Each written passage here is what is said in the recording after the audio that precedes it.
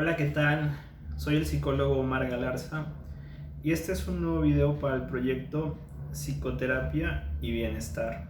El día de hoy es 24 de julio del año 2021, sábado. Y bueno, después de una semana laboral bastante intensa, ya este video es mi última actividad de esta semana. Y bueno, me pasa algo bastante interesante. La semana pasada grabé el video de la depresión no es una enfermedad y a pesar de que hubo personas que me dijeron que el video estuvo bastante bien explicado, a mí me queda la sensación, el pensamiento de que lo pude haber hecho mejor, que lo pude haber explicado mejor, que pude haber sido más claro en mis argumentos. La verdad es que no preparé mucho el video anterior, simplemente fue como se me ocurrió. Y en esta ocasión sí, aquí tengo mi acordeón para ordenar mejor las ideas y explicarlo mejor. Este video es la segunda parte y se va a llamar ¿por qué la depresión no es una enfermedad? ¿Ok? Y creo que voy a empezar con el argumento que me parece más convincente desde mi punto de vista, es que la depresión no está clasificada como enfermedad en la clasificación internacional de las enfermedades que es creada por la Organización Mundial de la Salud. El 1 de enero del 2022 se va a... El CIE número 11 va a entrar en vigor. De momento estamos utilizando el CIE 10, ¿ok? Y el 1 de enero del 2022 entra en vigor el CIE 11. Ya fue publicado, pero todavía no se está utilizando de manera formal. Entonces, estamos hablando que los profesionales, hombres y mujeres más brillantes que existen en el planeta relacionados con temas de medicina, de salud y ciencias y disciplinas afines a estos temas, no consideran que la depresión sea una enfermedad, ¿ok? Y esa es la razón por que la depresión no está clasificada como enfermedad. No aparece en la clasificación internacional de enfermedades la depresión como una enfermedad como tal. Sí aparece dentro de los trastornos psicológicos, puede ser dentro de los trastornos del humor o trastornos afectivos de acuerdo a esta clasificación. Entonces, en la clasificación internacional de las enfermedades, la depresión no aparece como una enfermedad y sí aparece como un trastorno mental. Entonces, si la depresión fuera una enfermedad, aparecería clasificada como una enfermedad y no como un trastorno mental. Entonces creo que ese sería mi principal argumento de por qué no es una enfermedad, porque simplemente no está clasificado por los profesionales más importantes que existen a nivel mundial en temas relacionados con salud como una enfermedad. ¿Y por qué podría suceder esto? Bueno, porque normalmente las enfermedades tienen una etiología. La etiología es la causa de la enfermedad, que es lo que causa la enfermedad. Entonces la depresión, como no es una enfermedad, no tiene una etiología definida. Por supuesto, existen diversas teorías de diferentes enfoques que nos pueden explicar por qué se origina la depresión o cuáles son los síntomas. Una de las teorías más utilizadas es la relacionada con los neurotransmisores, ¿sí? Sin embargo, no se ha comprobado que esa sea la causa de la depresión. Puede ser, desde una perspectiva psicológica, solamente un síntoma más, pero no es la causa de la depresión. Entonces, la depresión no tiene una etiología específica de qué causa la depresión. Inclusive en este pequeño manual, ¿sí? Como prácticamente en todos los trastornos mentales o en casi todos los trastornos mentales, solamente se describen signos, síntomas, comportamientos que la persona realiza, el tiempo, ¿sí? Y los criterios para clasificar algo como un trastorno mental. Sin embargo, no explica la etiología de la depresión, ¿ok? Y esta es una característica importante. Las enfermedades normalmente tienen una etiología bien definida. Voy a volver a poner el mismo ejemplo del video pasado. Actualmente, infortunadamente, el mundo está consternado, ¿no?, por una enfermedad llamada COVID-19. Ese es el nombre de la enfermedad. Es una enfermedad que hace un par de años no existía y que actualmente existe y que, bueno, infortunadamente está sucediendo, ¿no? Esta enfermedad llamada COVID-19 sí tiene una etiología, que es un virus llamado SARS-CoV-2, que lo que sabemos se puede transmitir por gotículas de saliva, por aerosoles o por contacto directo con superficies contaminadas si nosotros nos tocamos los ojos o la boca, ¿ok? Entonces, para que una persona desarrolle la enfermedad llamada COVID-19, tiene que ser infectada por el virus llamado SARS-CoV-2. No puede ser una bacteria, no puede ser un hongo, no puede ser un virus distinto al virus llamado SARS-CoV-2. Tampoco puede ser una falla estructural, ¿sí?, o funcional en el organismo de la persona. Eso no generaría ni causaría COVID-19. La única forma en que una persona podría desarrollar COVID-19, hasta lo que sabemos hoy en día, sería porque en su organismo entre el virus llamado SARS-CoV-2. Y esa es la etiología de esta enfermedad llamada COVID-19. Y así podríamos decir con el nombre de diferentes enfermedades y cuáles son sus diferentes etiologías. Entonces, la depresión no es una enfermedad. ¿Por qué no es una enfermedad? Porque no está clasificado como tal en la clasificación más importante que existe a nivel mundial en lo que a salud se refiere, que es creada por la Organización Mundial de la Salud y un grupo inmenso de expertos en el área, y porque no tiene una etiología específica, ¿ok? Entonces, bueno, creo que esta parte ya queda más clara. Ahora, entonces, ¿en dónde podríamos encontrar el posible origen o la posible génesis de la creación de lo que normalmente conocemos como depresión? Si lo miramos desde una perspectiva conductual, lo vamos a encontrar en el comportamiento de la persona. Ahí vamos a encontrar cómo se empieza a desarrollar y se empieza a crear eso que nosotros conocemos como depresión, que es una situación en la que la persona se encuentra. Vamos a ver, entonces, ¿cómo sería esto? La persona puede tener diversas pérdidas, puede perder... Bueno, en la vida de la persona va a pasar un suceso vital negativo o diversos sucesos vitales negativos que van a ser sumamente significativos para la persona. Podemos hablar de la pérdida de un familiar, de la pérdida de un ser querido, ya sea por fallecimiento, por enfermedad, por desaparición, porque se terminó una relación. La persona puede perder su trabajo, puede tener un accidente severo, perder recibir un daño grave en alguno de las partes de su cuerpo, puede perder su dinero, su economía, sus propiedades, puede ir a la cárcel, puede tener un fracaso estrepitoso en algo que amaba, una pérdida sumamente significativa, la muerte de alguien querido, etc. Un desastre natural, un temblor, un terremoto, una inundación, un asalto, un secuestro, ¿sí? Imagina un suceso vital que sea sumamente negativo para la persona, ¿ok? Una pérdida, un fracaso inmenso, el darse cuenta de algo que destroza la visión de la persona acerca de la vida. Realmente son muchas las situaciones, circunstancias, contextos que pudieran ocasionar esto, dependiendo de la persona y lo que es significativo para ella. Entonces, a partir de esta pérdida, a partir de esta situación, de esto que sucede en la vida de la persona, la rutina de la persona va a cambiar. Las actividades que antes hacía es posible que las deje de hacer.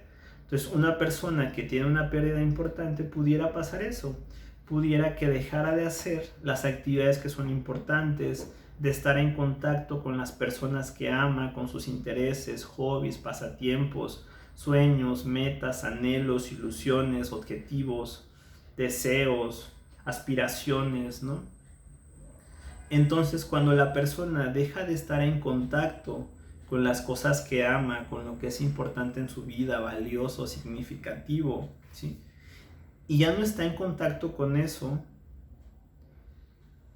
empiezan a pasar cosas, ¿no? Entonces ya no hace los comportamientos que le acercan a las cosas que ama, ya no está en contacto con las fuentes de reforzamiento estables, constantes y diversas que antes tenía, y esto empieza a tener consecuencias en el comportamiento de la persona y en su estado de ánimo.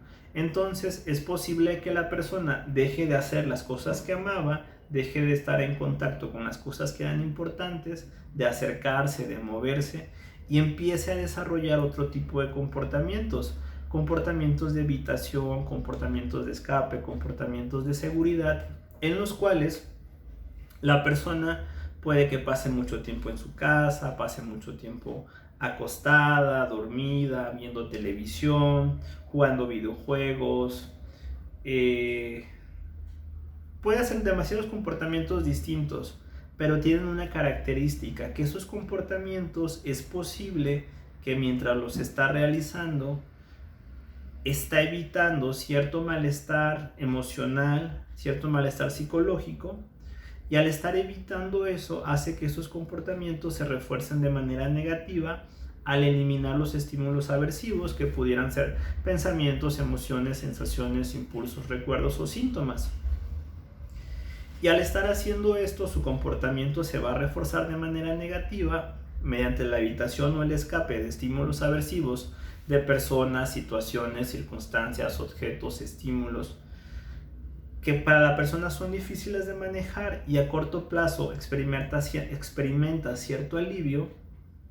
El problema es que a largo plazo ese malestar, esa tristeza, ese miedo, esa ansiedad, esos pensamientos negativos acerca de sí misma, de los demás y del futuro, esos pensamientos regresan y cada vez se hacen más grandes, y sobre todo, y lo más importante, es que se está alejando de las cosas que ama, se está alejando de lo que es importante en su vida, se está alejando de esas cosas que antes le daban sentido a su vida, que lo hacían sentir vivo o viva.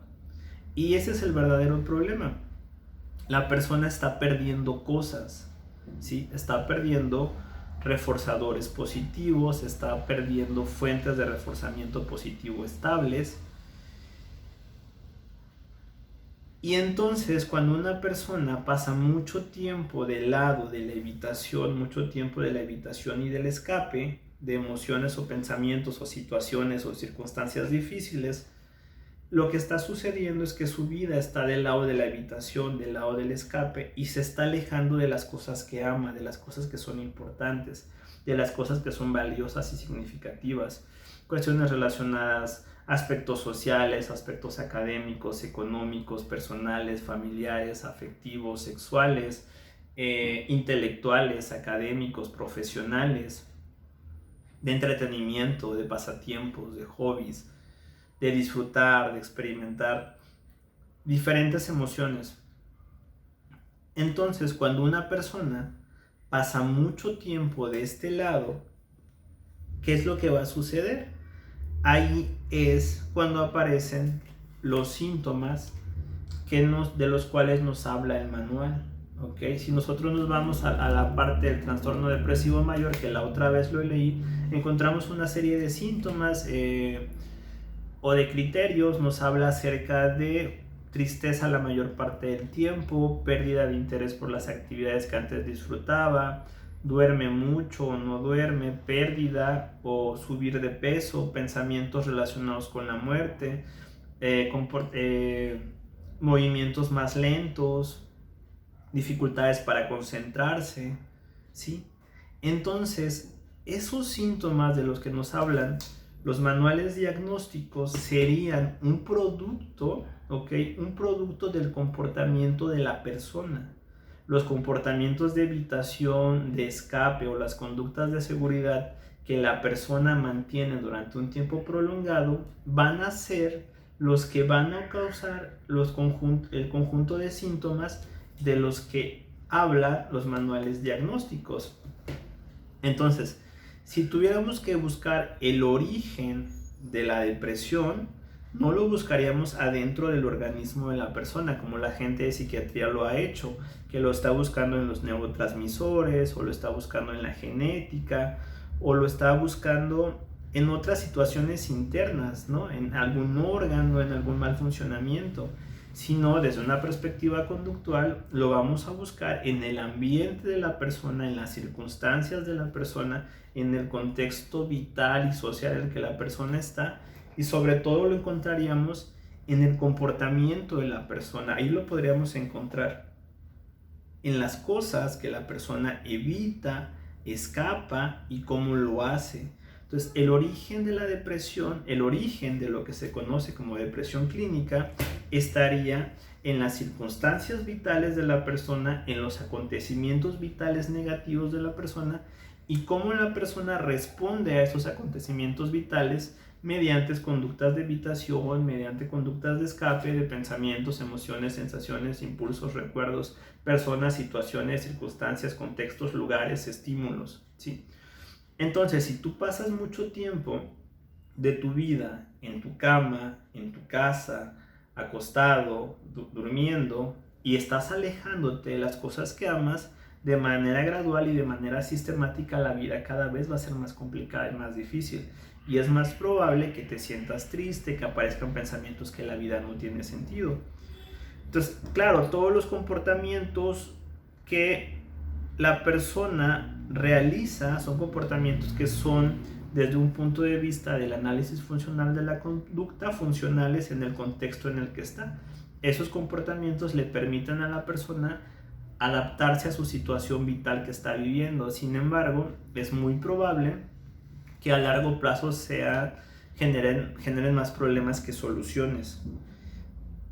Entonces, ¿en dónde estaría el origen de la depresión? Estaría en el comportamiento de la persona, en las circunstancias vitales de la persona, en las pérdidas, en los eventos negativos y en la forma en que la persona responde a esto, la forma en que escapa, la forma en que evita, que existen muchísimas formas de escapar, muchísimas formas de evitar. Hay gente que come mucho, hay gente que no come, hay gente que duerme, hay gente que no duerme, hay personas que están todo el día encerrados en la casa, etcétera. O sea, la cantidad de evitación es infinita.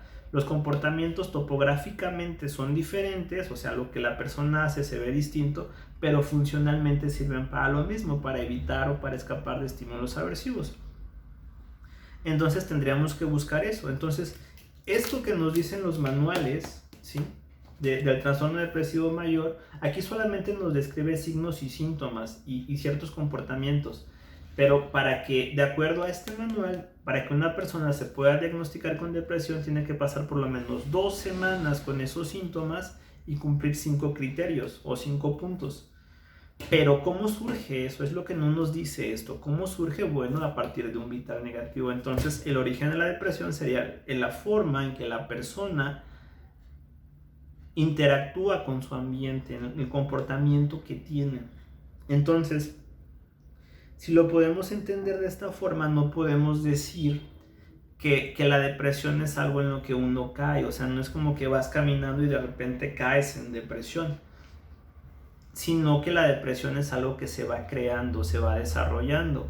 Por supuesto, no es que las personas de manera voluntaria quieran crear su depresión o que quieran desarrollar su depresión, claro que no. Sin embargo, con los comportamientos que las personas van realizando de manera gradual, de manera sistemática, eso poco a poco los va alejando de las cosas que son importantes, de las cosas que son valiosas. Empiezan a escapar, a evitar con diferentes comportamientos. Puede que duerman, pueden que vean la televisión, pueden que jueguen videojuegos. Y están escapando de algo, y eso que están escapando no los pone en contacto con cosas valiosas. Entonces la depresión se va desarrollando de manera gradual y sistemática. No es de que te vas a dormir y al siguiente día ya caíste en depresión. Es extremadamente poco probable que eso suceda. Claro, puede suceder que un día antes tengas un evento vital negativo, ¿no? Un fracaso estrepitoso. Soñabas con ir a una universidad y reprobaste el examen y toda tu vida va a cambiar a partir de eso. Bueno, es posible que al día de mañana, cuando te despiertes, pues parezca que la vida no tiene sentido, ¿no? o si tuviste una pérdida de una relación, o si falleció alguien, o si perdiste todo tu dinero, o te diagnosticaron con una enfermedad terminal. Bueno, pues seguramente al siguiente día cuando te despiertes va a ser un día muy complejo y muy difícil, y puede que estés experimentando mucho dolor, o sientas que la vida no tiene sentido. Por supuesto que puede pasar. Sin embargo, pues para que alguien se pueda diagnosticar con depresión, desde un punto de vista de aquí, esa persona tendría que tener un estado de ánimo durante 2 semanas, por lo menos, ¿no? Entonces, normalmente la depresión funciona de esa forma, es gradual, es sistemática, pequeños cambios que las personas van realizando en su vida y que cada vez los va alejando. Entonces, cuando ya no hay cosas valiosas en tu vida, ¿cómo te sentirías si en tu vida no hubiera cosas valiosas, no? Posiblemente no muy bien. Entonces, bueno, y por último comentarte que la depresión como trastorno mental o como una situación vital, como tú lo quieras ver, a diferencia de las enfermedades, por ejemplo, cuando nos enfermamos de la garganta porque tenemos una infección, vamos al médico, nos revisa y lo que nos va a decir probablemente es que reposemos. Nos va a decir, ¿sabe qué? Usted tiene que reposar, descanse, le voy a dar inyecciones, antibióticos, 3 días, 4 días, estamos con los síntomas, tal vez tenemos fiebre, tal vez tenemos tos, flemas, nos dan los medicamentos, nos abrigamos, dormimos, nos tomamos algún chocolate, algún té, reposamos, y después de 3 o 4 días, pues nuestro sistema inmunológico habrá hecho lo que tenía que hacer. De repente en el día 5 ya nos sentimos bien, ya tenemos energía, ya podemos trabajar, ya podemos estudiar, el medicamento ya hizo efecto, entonces listo, ¿no? A continuar con nuestra vida. Pero la depresión no funciona de esa forma. La depresión no es de que te vas a tomar antidepresivos, te vas a dormir 5 días y al día 6 vas a despertar como nada, como si todo estuviera bien. No funciona de esa forma, no es como los problemas médicos, porque no es una enfermedad como tal, ¿ok? No es como una infección en la garganta, en la que con reposo y con el medicamento vas a estar bien, ¿no? Al contrario, es posible que si estás mucho tiempo en reposo, si estás durmiendo, si estás acostado, si estás viendo televisión, si no haces actividades, que eso se logre tardar más tiempo, se logre perpetuar en el tiempo. Puedes encontrar a personas que llevan mucho tiempo con un trastorno del estado de ánimo. Entonces, con la depresión funciona al contrario. No te vas a quedar 5 días acostado en tu cama esperando a que se te quite, porque no se va a quitar. Va a durar semanas o meses.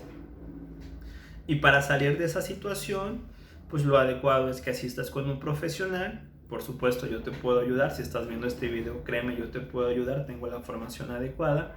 ¿Para qué? Para que te dé un tratamiento adecuado a las circunstancias en las que estás. Y uno de los tratamientos más importantes que existen, o tal vez el más importante, es la activación conductual.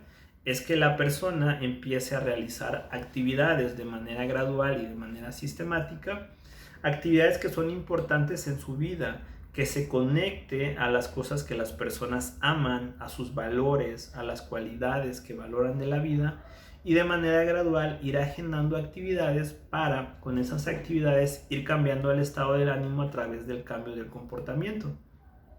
Y bueno, creo que esto es todo. De mi parte, creo que en este video sí expliqué de una mejor manera por qué la depresión no es una enfermedad.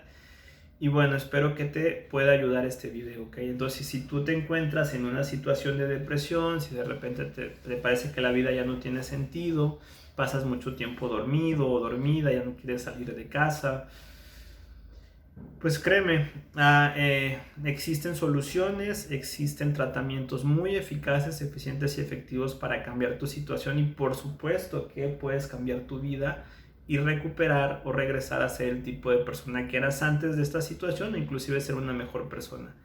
Desde mi parte es todo. Si tienes alguna duda, por favor escríbelo en los comentarios. Y bueno, de mi parte sería todo. Me despido compartiéndote mi sitio web www.psicoterapiabienestar.org. ¿Ok? Bueno, que tengas una excelente noche y nos vemos pronto.